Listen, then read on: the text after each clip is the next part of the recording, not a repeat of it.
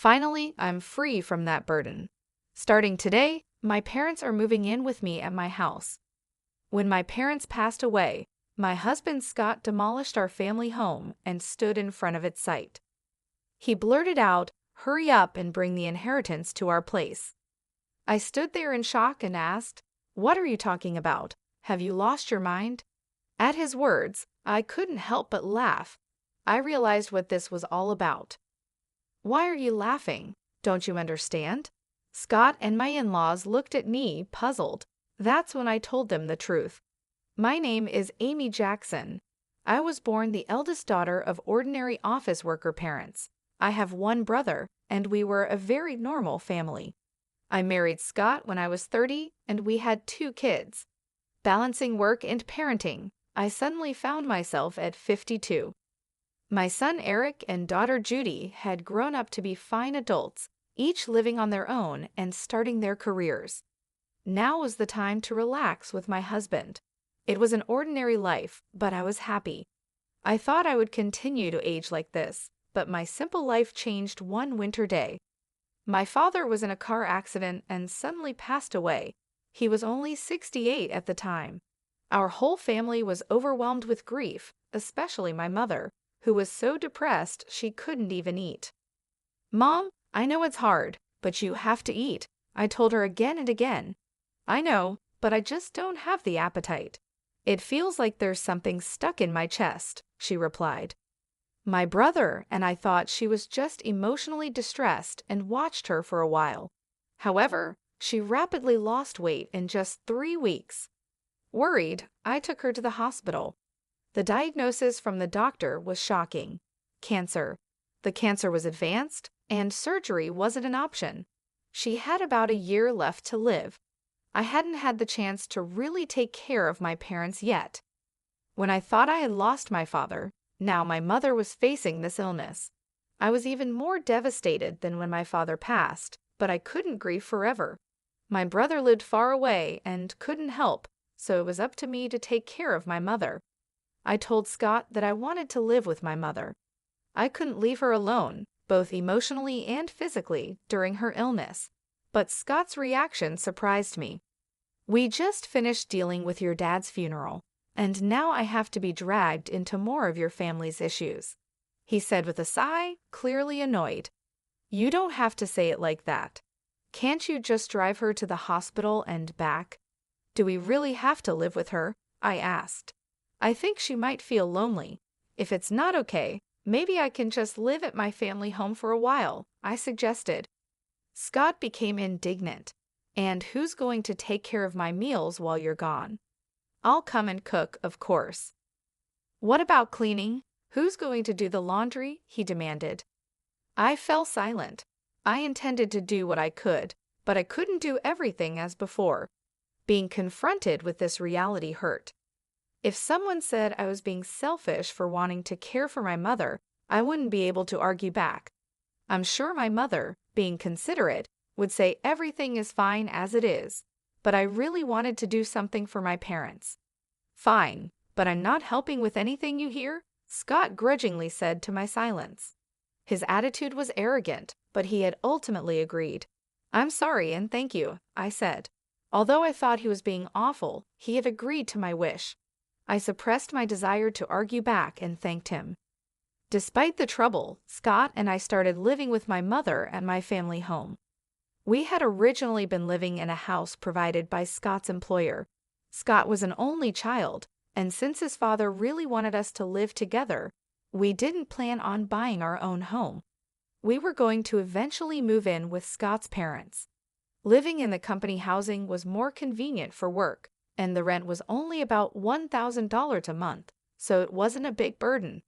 But now that we've moved to my family home, we don't have to pay that anymore, and we have more space. I think living together wasn't all bad for Scott. True to his word, Scott didn't help with anything, but I'm glad I could live with my mother. She seemed energetic, but she often felt weak and spent a lot of time lying down during the day. I prepared her meals, fed her, and managed her medication. It would have been impossible for her to do all that alone. "I'm sorry, Amy." "Thank you." It's a big help that you're here with me. I should thank Scott too, my mother said, expressing her gratitude many times. She was unaware of the harsh words Scott had said about living together, so she was grateful to him too.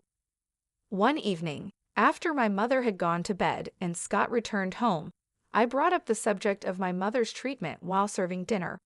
Scott glared at me and said, "I don't know what you want me to say. I told you I'm not helping with anything," refusing even to listen. I needed someone to vent to, someone to consult. All I wanted was for Scott to listen. Even after 2 months, 3 months, Scott's attitude didn't change. He constantly complained about living together, acting as if he was doing a great favor, and his behavior became more obnoxious day by day. But I couldn't say anything against it. Between worrying about my mother and being considerate of Scott, I was becoming more stressed. Around the time of the 2-year prognosis, my mother's condition worsened rapidly and she was hospitalized. 5 days later, she passed away. Although I had prepared myself mentally, I was devastated. My brother's family and my children came right away and helped a lot, but in times like this, you really want your spouse by your side. However, Scott was laughing and chatting with his parents in a corner, not helping with the funeral preparations at all. My brother had taken the lead role in the preparations, and somehow we got everything ready for the funeral. But Scott, who should have been sitting in the family section, was at the very back of the relative section. "Scott, I want you to sit in the family section," I said. He replied, "No, I'm fine here. I'm not a blood relative after all." "But you're my husband," I said. Then his mother chimed in, "He's your husband, but he's not your mother's son. Scott is our son, so he's an outsider, you know. Amy should sit in the family section." Hearing this from my in-laws was painful. I was left speechless. Where I come from, it's common for sons-in-law to sit in the family section at funerals, though this might vary by area. With Scott not in the family section, distant relatives started whispering, wondering if we had divorced. It's one thing for people to gossip, but all this could have been avoided if Scott had just sat there. Feeling a bit upset that Scott wasn't by my side, we still managed to see my mother off peacefully. After the funeral, my brother's family, my children, Scott, and his parents returned to my family home. "Thank you for coming, especially at such a busy time," I said to my in-laws, offering them some tea. They laughed and replied, "Really, it's something. First your father, now your mother. These funeral expenses are a burden for us too, but at least that's the end of it." I was stunned by their words. What did they mean by that? I couldn't believe they would say such a thing. I forced a smile and excused myself. Then I overheard Scott talking with his parents. "It must have been tough for you, Scott, living with outsiders." "Yeah, dealing with Amy's whims was a pain. A husband shouldn't just follow his wife's demands. If you don't like something, you have every right to refuse," Scott said. I clenched my fists. Their voices laughing and chatting were unbearable, but this wasn't new. Scott's parents had always been insensitive and rude. When Scott and I got married, his mother said, "Couldn't you find someone more attractive? I can't expect much for grandchildren."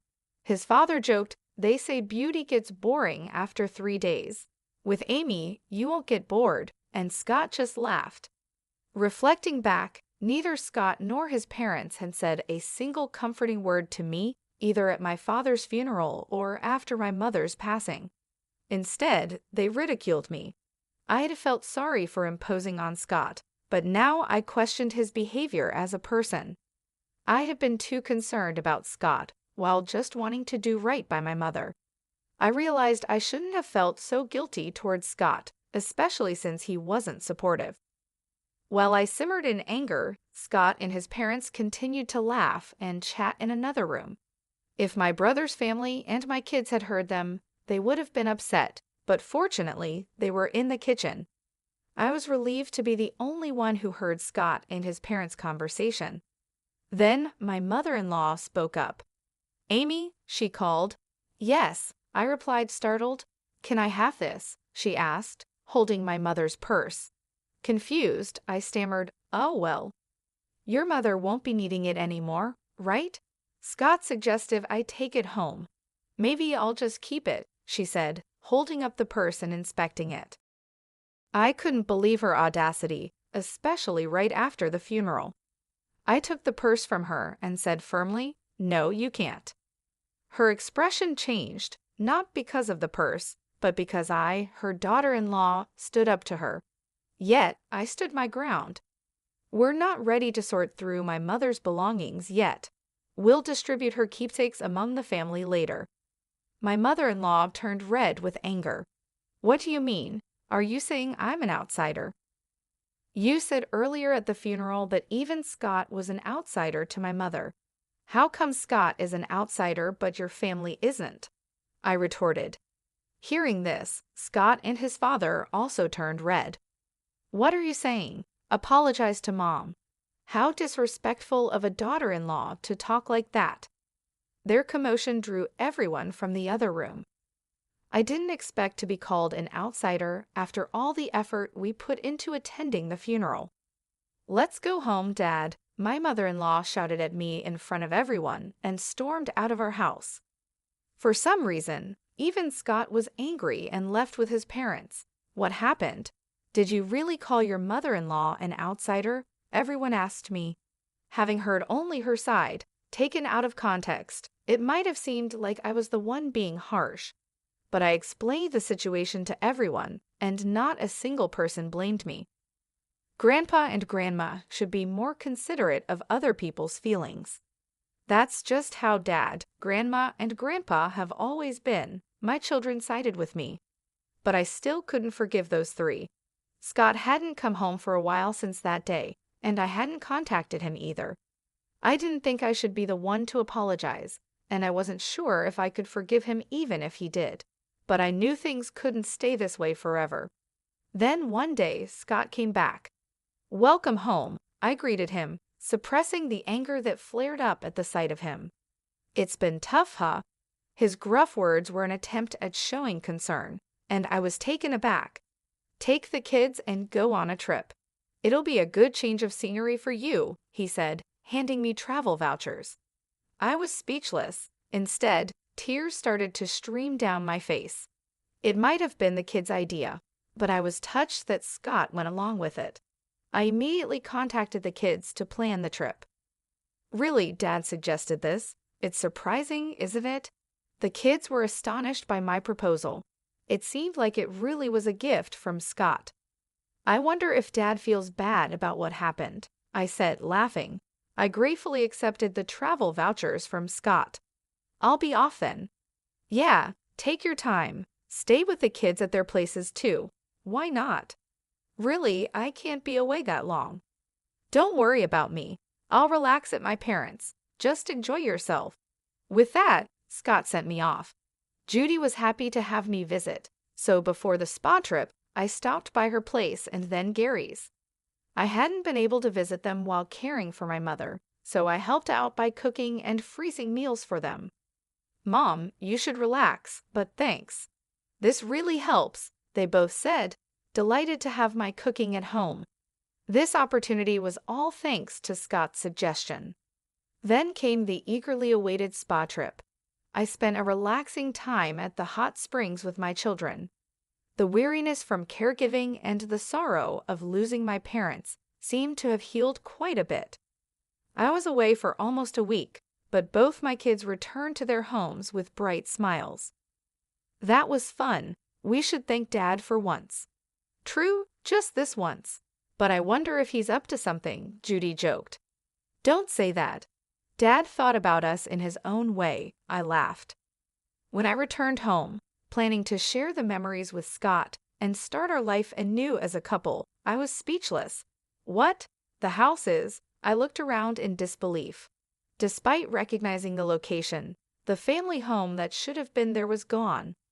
Then, out of nowhere, Scott appeared, followed by his parents. They were grinning at me, standing there dumbfounded. "Scott, what's going on?" I asked. With the same sickening smile, Scott said, "Finally, I'm rid of that baggage. Starting today, my parents are moving in with me at my house. "What are you talking about?" I replied, trying to stay calm. "Have you lost your mind? Your family home has been demolished. Bring the inheritance to our place quickly. Whatever you inherited, it's Scott's now." I realized then that the disappearance of the house was Scott's doing, and it was all for the inheritance. Such betrayal after thinking about the future on my way home. I was filled with indescribable sadness and anger, but demolishing the house won't go Scott's way. I won't let it. I burst into laughter at the sight of their smirking faces. My laughter baffled Scott and his father. "Why are you laughing? What a weird woman. Has she gone crazy?" my mother-in-law said, looking at me as if I were eerie. Facing the three of them, I spoke up. "Don't you guys know what you're talking about? I haven't inherited a single penny, so there's no inheritance." After saying that, I burst into laughter again. They had mistakenly thought they'd become rich from the inheritance. Their wild imaginations and actions had me in uncontrollable laughter.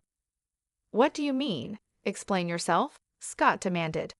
But I kept my mouth shut. I felt no need to enlighten them. "Before that, I'm not going to live with strangers. If you want to live together, go ahead alone." Ignoring Scott's question and rejecting his suggestion made my mother-in-law furious. "You helped with your parents' housework, but you can't do ours? You're aware of the circumstances, right?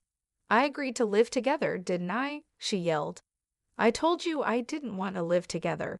Have you forgotten that? You chose to live together to avoid housework." I refuted them one after another. "Also, demolishing the family home like that, there are things you just shouldn't do." I yelled at them and then left. Behind me, Scott's voice called out, "Where are you going?" But I didn't look back. Right now, I needed to find a place to sleep for the night, and I really didn't want to see Scott's face. I immediately consulted a lawyer. Demolishing a house couldn't be that easy. The house was still in my mother's name. As I wondered which company had done it, an unbelievable truth came to light. Scott and his father had demolished it themselves. His father, who worked in demolition, enlisted the help of acquaintances and even rented heavy machinery. The planning was meticulous. Moreover, they even gave me travel vouchers to get rid of me. Tears welled up in my eyes at the realization of being deceived. The frustration was unbearable. Is there any way to punish all three of them? I tearfully explained my situation. The lawyer smiled at me kindly. "Scott unlawfully demolished the house in your mother's name. He could be charged with property destruction and held liable for damages. Let's start by demanding a formal apology from Scott and his parents." I nodded in agreement, and the lawyer quickly took the necessary actions. A few days later, Scott called me, furious about the legal notice he received. "What's with this certified letter?" he yelled. "Oh, you got it. You destroyed my precious house, so of course you have to compensate," I replied. "Compensate? We said we were moving to my parents' place. I demolished a house that nobody was going to live in. You should be thanking me, not asking for compensation." "Now bring the inheritance and come back home," he said arrogantly. "Thank you for demolishing my house? Don't make me laugh. And what inheritance? It's not even settled yet," I shouted back. Scott was silent, seemingly taken aback by my anger, which I rarely displayed. The reason I laughed when the house was demolished was exactly this. I had a whole year with my mother.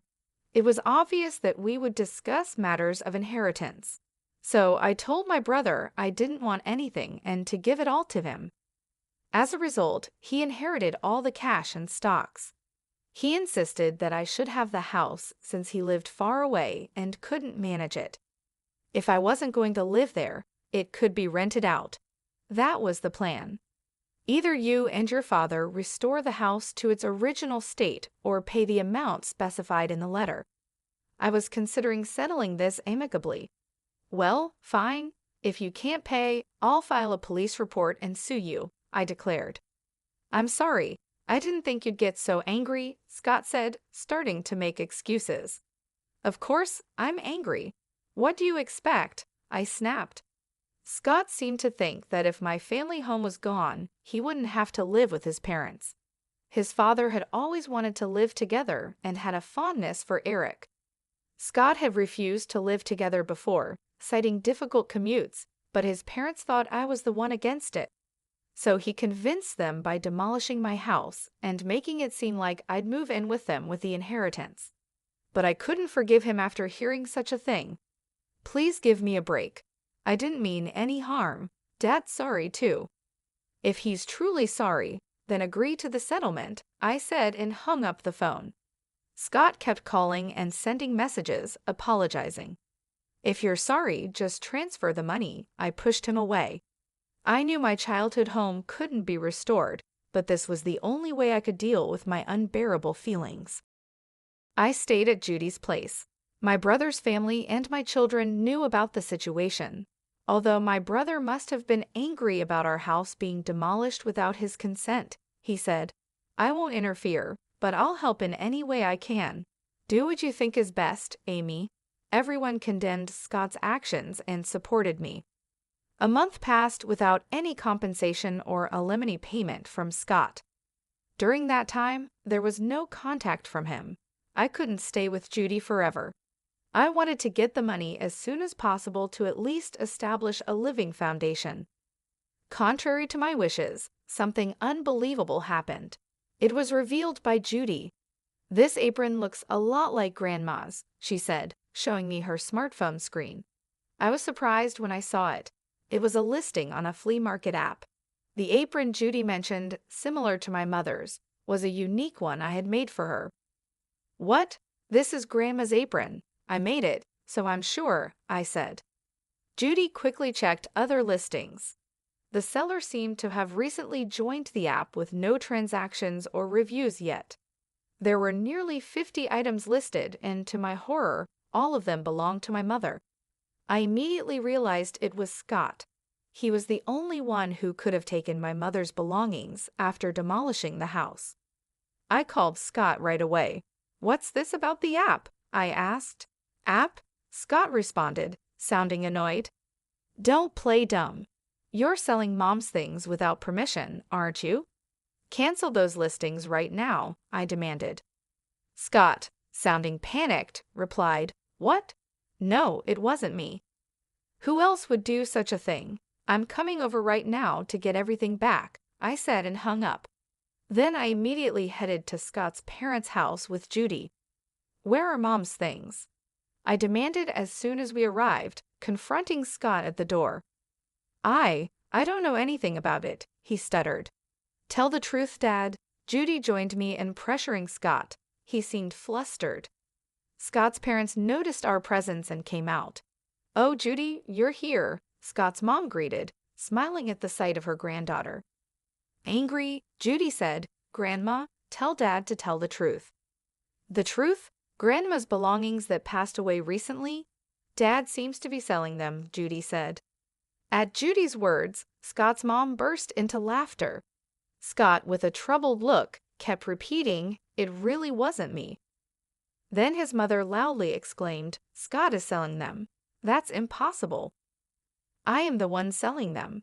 I felt my blood run cold. Scott probably knew about it. With a look that almost said, "This is bad," he turned to his mother. Despite Judy's shock, his mother cheerfully continued, "What? It's a lot of work, you know. I have to pack everything carefully and make sure the photos look good." She seemed oblivious to the fact that she was selling stolen goods, chatting happily about the app. I struggled to restrain myself from lunging at her. "Cancel the listings. Those aren't yours to sell." Judy, red with anger and tears in her eyes, pleaded with her grandmother. However, Scott's mother seemed displeased. "What's the big deal? I finally found a hobby I enjoy. I use the things I can and sell the rest for a little pocket money. It's good for preventing dementia. I'm the only grandma left, so Judy wants me to stay healthy and live long, right?" she said nonchalantly. Pleading with her to stop had no effect. There was no sign of remorse. If talking won't help, then action is the only option. "Judy, let's go." "But—" "It's okay. Let's go," I insisted, pulling Judy out of the house and heading straight to the police station. I wasn't planning to file a report for the demolition of the house, but theft was a different story. When I explained to the police that my mother's belongings were being stolen and sold, they acted immediately, and Scott's mother's account on the flea market app was suspended. The items wouldn't be sold anymore. I called Scott on the way back from the station. I had your mother's account stopped. You knew about it, right? You're complicit. No, I filed a police report about this. Please cooperate with the investigation. Scott became frantic. What? We're family, right? Withdraw it, please. Family? You still haven't paid any compensation for the house or alimony, and there's no sign of remorse. Faced with my shouting, Scott was taken aback. Despite everything, I still had feelings for Scott, having lived with him for so long. Sighing, I said, I'll wait for the money, but I won't forgive the theft. Return everything. And Scott, your father looked quite unwell. Has he seen a doctor? What? I'm not a monster, so just passing on that message, I said and hung up. Scott's father, whom I had just seen, was alarmingly thin and hadn't spoken much. His complexion was more than just pale, it was unnaturally dark. His ill health was obvious, but that family probably hadn't noticed. His wife was nonchalantly selling stolen items, and Scott only acted tough with me. They lacked any real concern for others. The next day, I received a call from Scott's father. Expecting it to be a thank you call, I answered. I got the complete opposite reaction. What do you mean by treating me like a sick person? Planning to dump me in a hospital to get rid of the hassle? I need to protect Scott and my wife from you. I'm not going to any hospital, he scolded. It was shocking to be reprimanded when I was just concerned. Sorry for overstepping. I was just worried. Humph, I'm not frail or short-lived like your parents. Don't make a fool of me, he snapped. I was infuriated by his words, but a few days later, he apparently felt unwell enough to visit the hospital.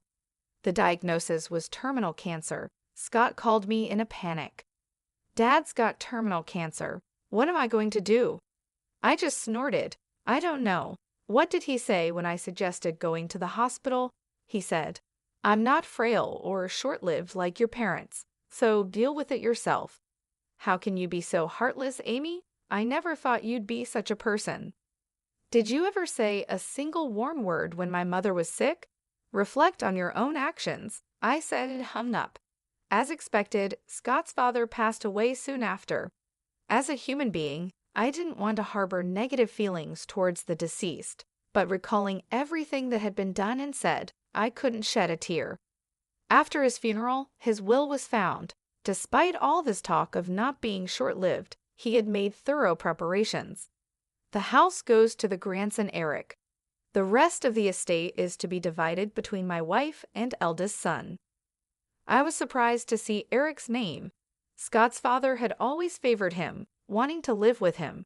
He must have wanted Eric to have the house even after his death. It was a nuisance for Eric. Renounce the inheritance. You don't need that house, do you? I told Eric, but he was happy to receive it. Inheriting the house was more of a burden than a benefit due to inheritance tax, but if he was pleased, I had no right to say anything. Following the will, Eric inherited the house. His grandmother was happy and paid the inheritance tax. He's our successor, after all, she said. While that's not wrong, I felt a bit sad as if Eric had been taken from me. Then something unbelievable happened next. Come over to our house. Scott's call prompted me to head straight to his parents' house. When I arrived, I saw Scott's mother and Scott himself standing in front of their house, stunned. Just like I once had been, the site was filled with heavy machinery and trucks labeled with demolition company names. Workers were tearing down their house right before our eyes. What's going on? It's my house. I can do what I want with it, Eric said, appearing from somewhere, looking satisfied as he watched the demolition. Eric, what are you doing? Stop this right now, Scott shouted. Stopping it now won't make it livable anyway, Eric replied. What have you done? Scott's mother and Scott were begging Eric, but Eric just laughed. Did you forget what Grandpa and Dad did to Mom? Grandma, you were awful to Mom too, right? Did you apologize? Eric's smile turned into a sharp glare at Scott's mother and Scott. They fell to their knees as the heavy machinery continued to noisily dismantle their house. I finally felt relieved seeing this scene. Later, Scott finally paid the damages and compensation from the inherited assets. The stolen items that Scott's mother took from my mother were retrieved by Eric and safely returned to me. "You always have me and Judy," Eric said, and I finally shed tears of relief. Scott's mother and Scott, having lost their house and left with no money, were now living in a company house again. Scott and I had moved out of the company house, but now Scott and his mother had to return, becoming the subject of rumors. I explained the whole truth to Scott's colleague's wife, who we were on good terms with. Scott and his mother will likely have a hard life in the company housing, but it's their own doing. After Scott's retirement, they'll be forced to save up for a new place to live. I sometimes think about asking my friend how Scott and his mother are living now, just to have something to talk about. After that, I continued to stay at Judy's house. Then Eric got engaged to be married. He was planning to build a house. The land of the former family home sold for a decent amount, and I was glad to see that even that house served a purpose. "Mom, come live with us," Eric offered. His fiancée welcomed me warmly. Since I couldn't keep relying on Judy, who lived alone, indefinitely, I decided to take Eric up on his offer. I am thinking of living happily with my new family, determined not to become a mother-in-law like